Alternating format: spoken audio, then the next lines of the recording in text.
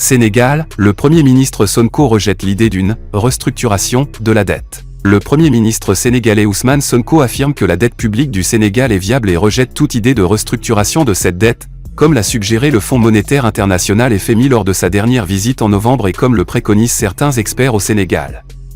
Le pays fait face à une dette publique vertigineuse évaluée à 132% du PIB par le FMI. En 2026, près de 20% des recettes du Sénégal serviront à payer rien que les intérêts de la dette, soit une part conséquente du budget de l'État.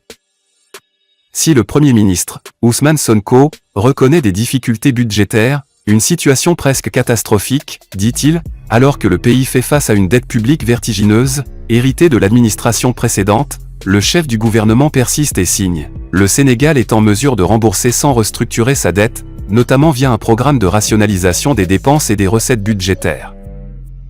Tous les travaux que nous avons réalisés nous permettent d'entrevoir la possibilité de sortir de cette situation sans avoir besoin de restructuration. De l'analyse que nous avons faite, notre dette est viable, puisque nous devions la rembourser depuis 1 an et demi. Nous ne pourrons pas comprendre que l'on veuille nous imposer une restructuration dans ces conditions.